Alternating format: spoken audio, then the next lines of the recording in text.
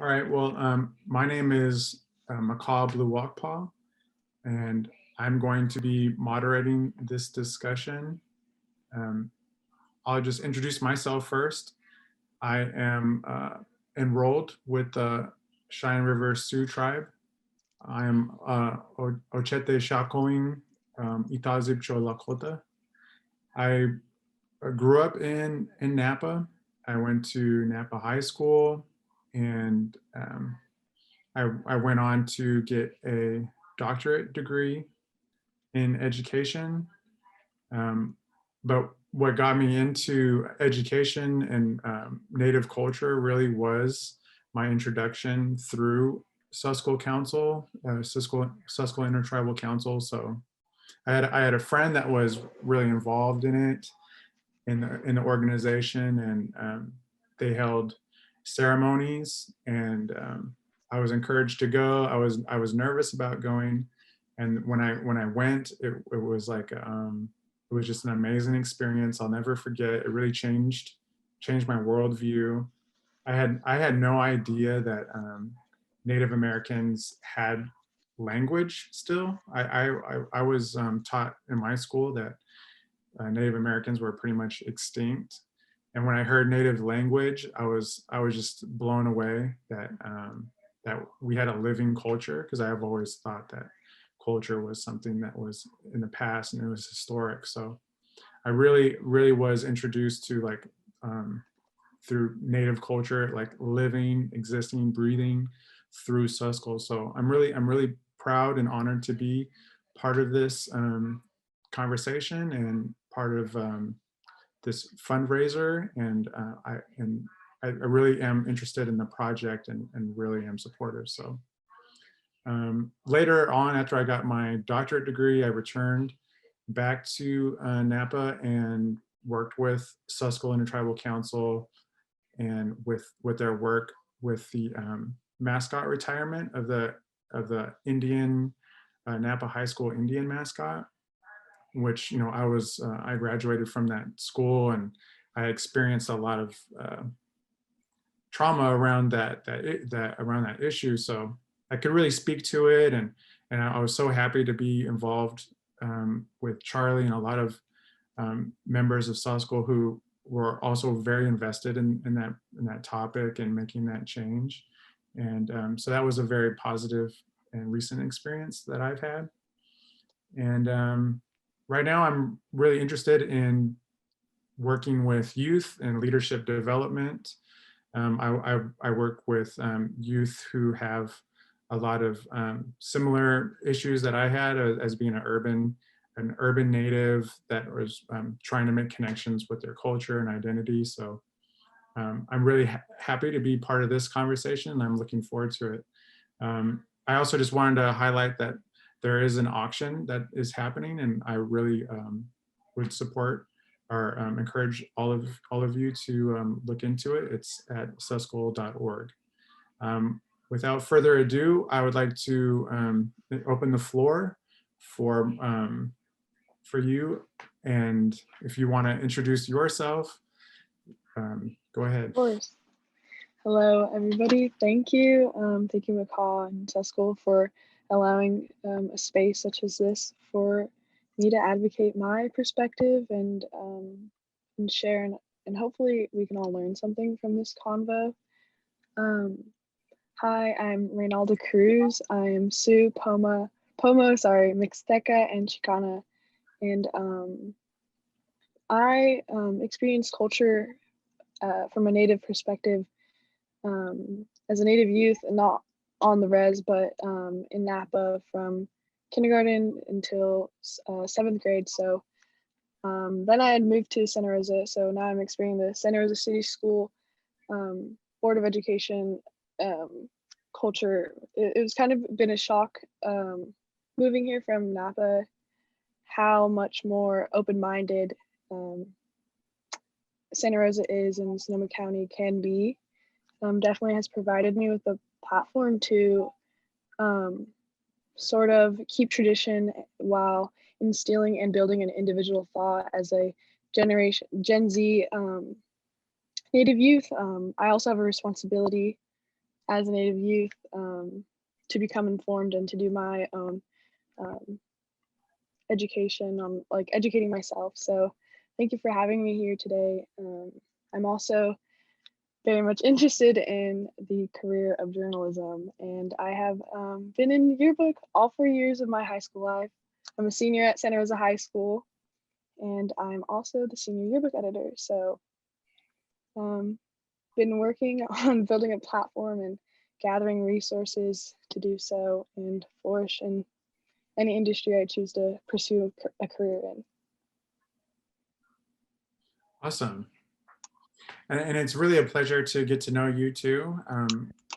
And I think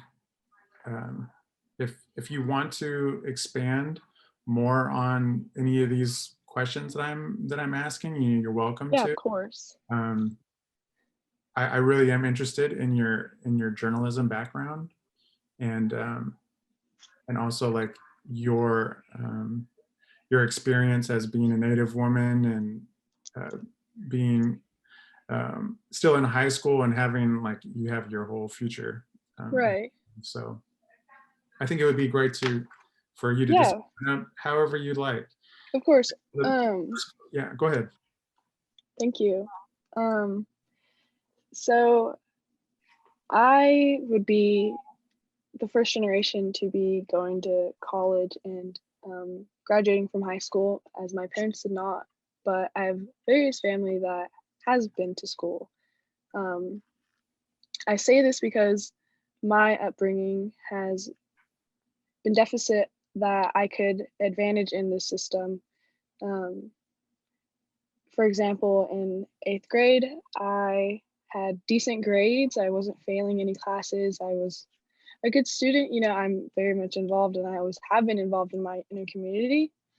Um, my grades decent, but the counselor never encouraged me to go above and beyond. The encouragement, the lack of, I could say, representation and um, incompetence to the resources that are out there for me, and there's endless, and now I can know that there's endless amounts of opportunities and resources that I can gather, but they're not presented to me in when we're encountering them. So it kind of took me in my own pursuit to want to be better. And not everybody has that. And I think that's something we need to acknowledge is not everybody is has the same upbringing, not everybody has the same core values. So definitely I think there was a lack to encourage and pursue like stronger classes in high school. When I was in 8th grade, I was not encouraged to go into a honors class or anything. I was encouraged to take a basic level, and I understand the security that can hold, but there's a lack of the opportunity to dream in that, and it shows in statistics. Um, White men are 41% more likely to become executives than women, and 438% more likely than Latinx women. So it's just there's a very much a gap that I've experienced, and I didn't know I was experiencing until recently. My more becoming of a woman, becoming a young adult, I guess, almost reaching the age of 18, definitely seeing the holes that have led me to be blinded until, sorry, I wanted to discover, sorry. Yeah, is there anything that you would like me to clarify more on from that response? Yeah, I think that was a good summary. That you're really cognizant of your position and even being able to cite statistics. That's impressive. So you really understand where you're at. So I just kind of wanted you to maybe explore that. So I have a question here. In a modern world where traditions are often forgotten, it's challenging to keep our culture central in everything we do. What challenges are you facing to continue your culture, and what success have you had? Um, First, I would like to acknowledge the fact that culture is centralized in everything we do, it is encompassed in our domestic activity, our manual work, our religious practices, the way we take care of our bodies. It is in everything we do. And there's like a certain lack of competence of each other, and we're being reduced to a false perception of someone else's view on us. So I think the challenges I'm being faced with is definitely having the information out there, just available, just transparent, and identifying where it comes from. And in terms of that, I mean, like, we need to progress past the revisionist history from 4th grade that Thanksgiving was oh, we're gonna have a dinner. Do you know what I mean? Like, there's I'm facing the challenge to rewrite the narrative and sort of dismantle a system that wasn't built for any person of color. If you would like to prompt anything else. Yeah, I think that you're making a nice segue to my next question, which is how Native Americans are often written out of history, and you being interested in journalism, how does your position as a journalist help you change the narrative?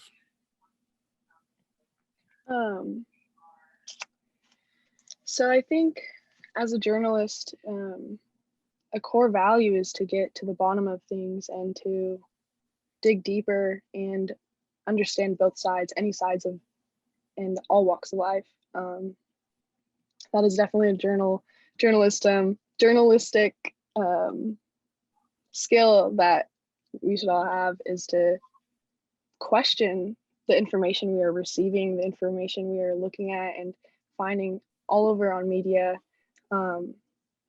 because you don't know what special interest is funding that, and so therefore there's another even more so reason to educate yourself, and you have a responsibility to do so. I think my journalistic perspective on this is definitely to shed light to these obstacles we are facing. And these obstacles cannot just be solved from organization, and it cannot be just solved from innovative organization. These obstacles must be presented as resources for political movements, and therefore change is presented in that there's something to fix. So could you repeat the question again, and I can summarize that a little better? Oh yeah, well, you were touching on the fact that there's revisionist history, and that a lot of the things that we learn about in school and public school is historical, and you have the power of the pen, you have the ability to create a narrative today, and as a journalist, the work that you're doing at your high school, I was just wondering, how might you use what your critique of our history, and how you might use your position and your talents and your skills and your awareness to change that or flip that? Right. I think there's a lack of specificity in all areas of any system, and even in the way we socialize with each other. Essentially, we should be saying that you can be who you want to be, but what is that? Who are you? And I think there's certain thoughts that haven't progressed in the school system to do so, and like teach it in a way that is unifying for everybody, because if one race is losing, we are all the human race. So we must direct the anger and we must direct this anger into the possibility of what we can accomplish together, and understand both sides of each other's views. And so just offering a transparent history of what it was really like, and not necessarily enforcing a certain idea, but offering what you don't know, what you don't know what you don't know, and you don't know what's out there if you're not being told that these things are existing until you either experience or hear from it from anything. So I'm excited to ramble a little bit. Imagine, as a journalist, that you have also the opportunity to edit. So Yes. like as an editor, you could also be coming across articles or interviews, or maybe you're working with your colleagues and they're going to approach a story and they might have these assumptions, Right. or like their approach to the story, or maybe how they wrote the story. You might say, oh, well, let me educate you about how maybe if you're going to do this story, how you might approach the people in the story, how you might interview them, how you're going to write about this story. And you being a journalist, you wear multiple hats, and it would be interesting to hear how maybe even you've seen publications in your school journal or yearbooks, or maybe they're talking about issues that maybe you could have helped them because of your background and your knowledge and awareness. Yeah, definitely. Thank you for that question. I think the power of the editor is so much larger of an impact than you would think a yearbook editor could be. I think in past years, it's always been what's the easiest way, and sort of cookie cutter, like in the box way we can get things done, and not necessarily going out of a comfort zone and breaking tradition in this industry, in yearbook. This year I'm trying to go for a very much avant-garde design layout, and not necessarily following a structure of the Associated Press and the way you make a yearbook. There's also journalistic things that go along into that. So I think define the way that things should be in the little encounters and associations we are living with every day. For me, it would be yearbook and being a developing journalist, a developing writer. Essentially, the power is in the editor's hands to open the door, to just show it, to just have it there and be in the open. And definitely just a sense of transparency is so important, because the power of the media is also in turn the result of the editor. The editor is analyzing and going over everything. So I think there's a reception that the editor can grant in creating a platform that identifies all cultures. This could be just from including and representing them. Ultimately, representation is the goal of all people of color to be seen. So the editor as an editor, I think I'm not trying to, I have my own views, you have your own, everybody does. So I'm trying to just show that it is acceptable, I guess, to be different, and these differences should be celebrated. These differences are what build competence of each other, and it is not through force, it is through recognition. So Awesome. For sure, providing recognition as an editor has also been a struggle this year too. Personally affected by COVID, you can't really go on campus, so like you can't really see the different varieties of people, and it has been a struggle to find creative and active people of color in my school just from social media, but it can be done, and it is being done by little knowledge of it. So yes, thank you again for that question. It was great.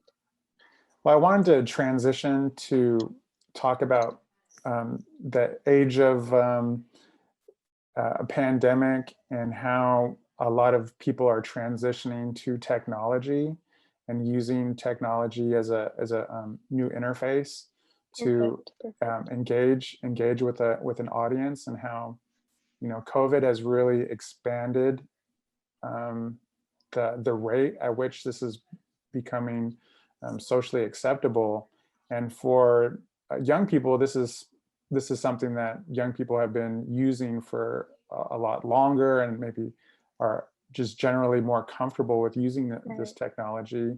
And you being in journalism and having more comfort with technology, I was wondering how technology might be another area where Native Americans and women are underrepresented, and how you're using technology to represent in those capacities.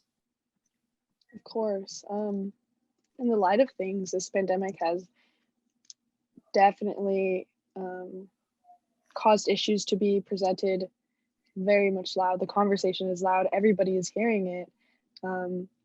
It is because we are all forced to reconcile and view these issues we're facing, right? So I definitely think the pandemic has been beneficial in my area, but why did it take this long? Also, is something as a youth I think of is like, why has it been so long, and why is it now my duty, which I'm obviously accepting, but this is also certainly something I'm trying to understand as I'm also growing to change and fix things. So through this pandemic, technology has helped so much, and I don't think I've ever felt more connected and proud to be a part of my community. People, whenever I see a post of a Native person or Indigenous people of color, I'm liking that picture. I'm like, I'm probably gonna DM it to like my cousin or something. I'm so happy that I'm seeing this on my feed, but and I think it's definitely a domino effect in which we have to still keep on doing. This is still in the works, and that is always the intention of a mission, is that it's not done until it's done, right? So we must keep on continue to doing little steps, even if it's not a change overnight, it is a change over generation. So technology has helped me engage in interrelatedness. I think it's been very hard to meet new people, but from the connections I've had previously, finding people from that has been easy, and the ability to snap, DM, direct message, or search up people on the internet easily from your fingertips is so necessary in disarming ourselves, because you are having a platform where people are agreeing, and that these thoughts are organized and can make change. There are so many different types of people on the internet, and so if things go viral, it'll reach everybody in a sense. Things can go viral, and that just shows how information can be spread so widely and drastically in a small amount of time. So I think technology is the future, most definitely. In even as a journalist, providing this resource of like what we know and what we don't know and what we are trying to know, and technology gives platform to people who don't necessarily have a voice physically. They have a presence socially on the media. So this in itself is empowering to an individual's ego and or mind to do things that can make make everything else great, essentially. Well, what comes to mind for me is when there was the standoff in Standing Rock over over water and oil conflicts, and how a lot of people may not have heard about that conflict had it not been for digital Right. platforms and local media and people who are are using digital platforms to report on what's happening on the ground, where like major media networks were not present. But because major media networks were not there, doesn't mean that the story isn't going to be covered, or Right. that people can't be there to report on it. So I think another thing that what I've experienced is, um, being an urban native, we kind of we know other urban natives who are really comfortable with this technology, and Right. we have a network with them. But for me, I also have family that that live remotely, that are out of state. Maybe they don't have that great of they don't have Wi-Fi connection at home, but they have a cell phone, and Right. they're using social media to be able to connect, and they're using social media and even like digital platforms to be able to call me Hmm. without cell phone service. So I really think that it's also kind of made us closer together with people who For sure. live more remotely. So that was just something that I've experienced, and Most definitely. if you wanted to expand on that. Yeah, I think the way we are socializing and growing closer together um, as a community online is so encouraging, and those who are lacking the adequate knowledge to use social media and function on it in an effective way um, to create a strong identity is it can be helped, right? So definitely it has made me feel so connected with people that don't even live in Santa Rosa where I'm located. Um, I could, I have the ability to find someone on the other side of the world, and so do you, and make your message heard. Um, but I also think that there is faults to technology um, when energy is wasted on on people whose intentions are obviously not there. I think that's also an issue, and um, definitely knowing where to input your ideas to feel seen or to feel heard is also a struggle I think we can deal with. But that struggle also, I think, stems from the lack of encouragement from every system possible. So there's a lot of things people do and don't know, and I think another mission and the biggest one is to have a mutual understanding um, as a society, if you will, um, of each other, essentially. Great. Well, I was wondering if maybe you can kind of tie up um, maybe all these issues around journalism, technology, miseducation, and how maybe like the efforts of Suscol Intertribal Council, your efforts in journalism, what you're doing with your community. If you could just like take all of these things and address how all these actions are building towards something that is going to breathe breathe more life into Native communities and provide more opportunities for Native youth and Native women in particular. Yeah. Thank you. To sum it up, I think technology has the power and ability to address functions that have worked for some and have not worked for others, right?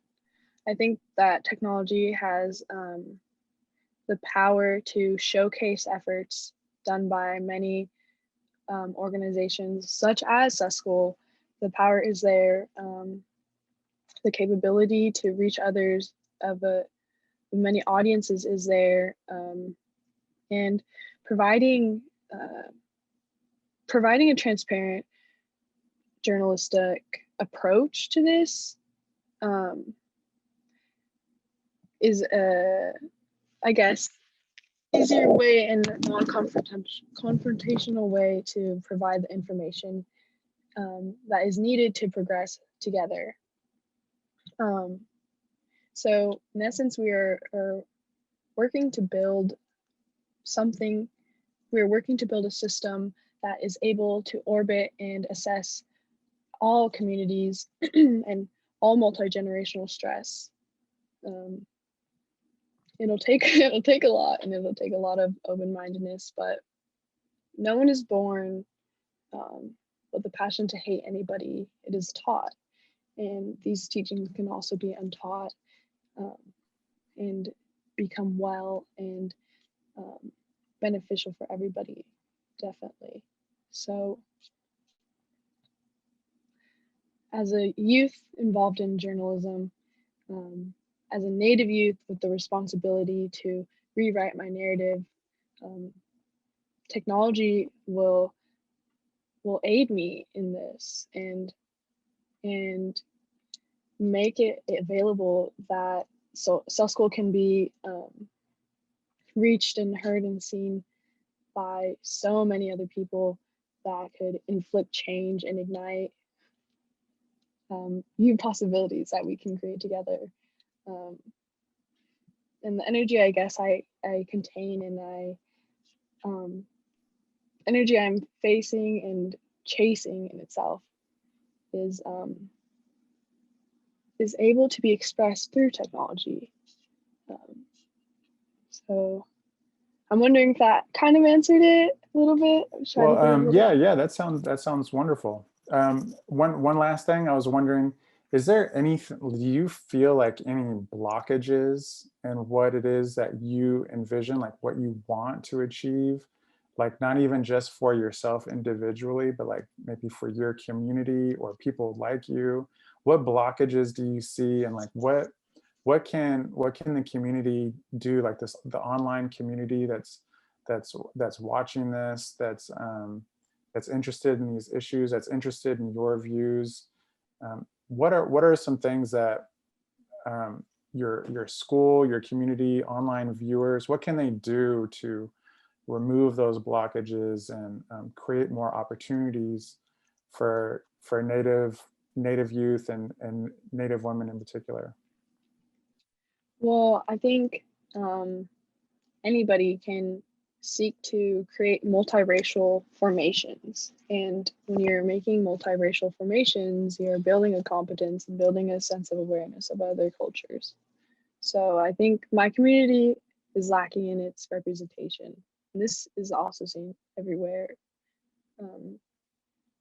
So the more representation and the less cuts to classes that teach ethnic studies, there is such a need to be taught the ethnic studies, and that is where my community is for sure lacking. But I am in the knowledge that this is in works to strive to creating more ethnic studies classes. I think that has been a blockage for me as a Native youth and understanding my own self and my status in this nation, as well as everybody else living in this nation. We should be provided with the access to ethnic studies, and the fact that it isn't, we can identify the root cause of these injustices because we are lacking this information. So definitely needs to strive to have multiracial formations in all representations of anybody in the workplace. It needs to be people of color, women, everybody needs to be represented, as well as giving the power to the people. Truly, I think there's a lack of enforcing that. You have the power, and you need to stop trying to convince people and learn more about them and where they come from. We can all benefit from that.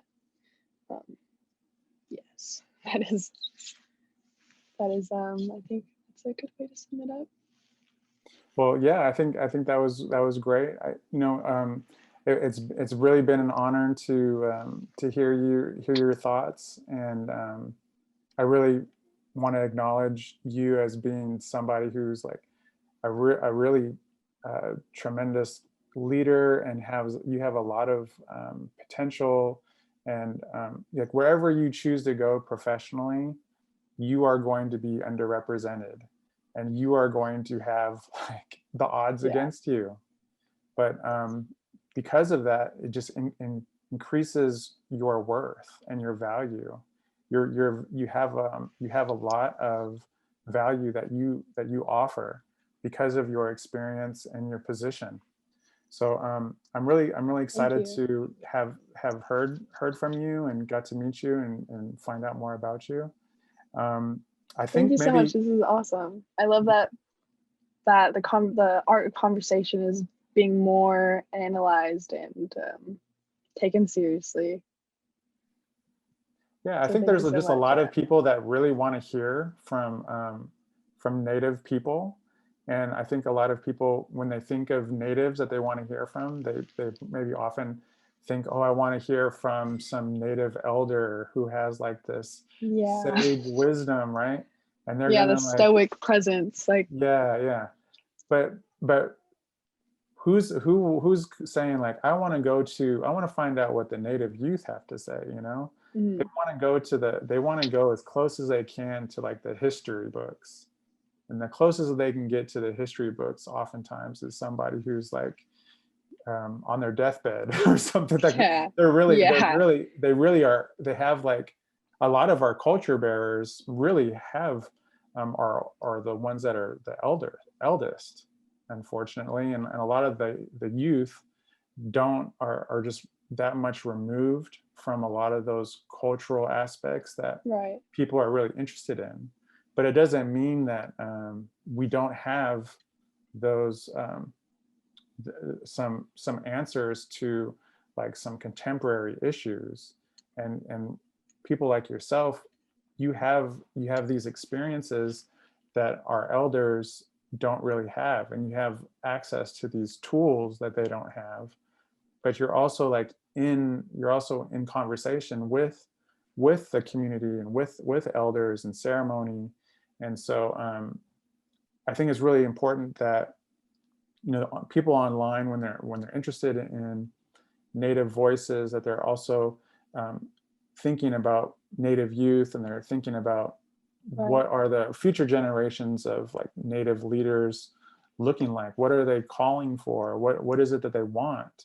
And I think that you're really shaping into somebody who people can go to for some direction. So again, I'm really happy to have met you. And if anyone wants to chime in online, if you have any questions, if you'd like, you can go ahead and type them in the chat box.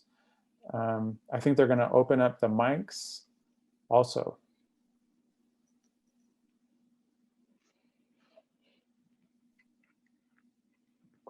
It's down here. So because it's a small group, this is Charlie Toledo, I'm the director. You guys did a great discussion. Thank you so much for that. And I've really been wanting to introduce you to each other because Makha went through the urban schools in Napa and with his wife that he married. And now his wife got a job down at UCLA, and she's teaching indigenous performance arts and martial arts. And then she's a woman. So a lot of the things that you're talking about, that change is just starting to happen. But Dean Hoagland is here with us, and Luke Myers. If you guys want to, I think you're in control of your own mics and videos.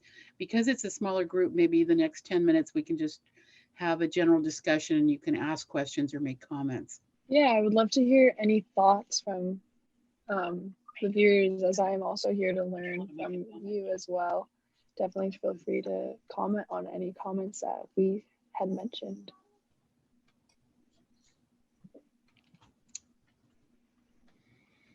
Well, maybe not. Hi guys, can you guys hear me? Mm-hmm. Okay, Yes. good. Thank you. That was really great. It seems like the time has flown by, but so much ground has been covered.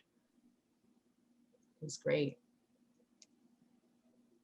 And one of the things that Suscol does, and that I hope Makha and Ronaldo get involved with, is that we have consultative status to the United Nations, and that there is that balance. What Suscol was able to do this last 25 years is kind of rock back and forth between the microcosm and the macrocosm. And all of the things that you're both mentioning, you know, in the small view of California, Northern California, or Makha, you traveled around in your studies and got a broader view of the United States. But then at the global levels, that youth voice is really, everybody's really looking to it. In the last international conference, which was a few months ago by Zoom, because it had to get canceled at the last minute, this one woman from Zimbabwe was saying, we are talking about our emerging leaders. She said, we have to upgrade the discussion and really speak to the youth leaders. They're not emerging, like in Ronaldo and Makha, both of you are examples of that. And May also, because May's our staff person, she just graduated from college, but that you are the youth, you are the young leaders. You're not emerging, you're already leading. And Right. to talk in the present tense and to acknowledge that. And so that vocabulary is changing at the international level, and that language, how we speak about issues, really changes the way that we think about the solutions. And without an understanding of what the core problems are, we can't create real solutions. So in the international dialogue, not nationally, because the United States has kind of done a backslide, but the rest of the world is really opening up to include, you know, women, ethnic, gender, sexual preference, all of those minorities or disenfranchised people, and indigenous people globally are still being slaughtered. So part of the work that I've been able to do since 1995, along with thousands and thousands of other people, we brought the indigenous issues, and specifically remote, rural indigenous people of the world, to the forefront of the United Nations priorities. And we've also been able, some of the work I've done from some of the boards I sat on, is brought the California Native Americans to the forefront of curriculum inclusiveness as far as state policies. The CPUC made an endorsement this last year. It was just as I was stepping off this board I sat on for 10 years, that every state agency has to have a memorandum of consultation with the tribes in their region. And that's a really powerful thing. Every state agency now has to have consultation agreements with the tribes in their region. So an area like Napa that slaughtered all its Indians, they kind of were like, well, we don't have a tribe. And they were really trying to keep the local tribe from reorganizing. And now they have to relate to the tribes in their region, because then that's Napa, Sonoma, and Lake County. Then that's 21 tribes that Napa will have to be making relations with, which in the past, up until today or this month, they didn't have to do. But the CPUC, which is one of the largest, biggest moneyed agencies or commissions in the state, they hired, and this was after 10 years of lobbying on an advisory board to the CPUC, that they hired a full-time Native American liaison that is a Native American. They started to have liaisons, but they would be part-time and they wouldn't be Native American. And I kept arguing, no, it has to be. So this is the California Indian who is hired, full-time position, who has national and statewide experience to be the tribal liaison for the California Public Utilities Commission. And so that's AT&T, that's PG&E, that's all those companies now are having to hire tribal liaisons. And then, so I think all of us kind of looking to the microcosm of our school, our city, our town, but then expanding it to the nation and internationally. And like you said, Reyna, just every little step counts.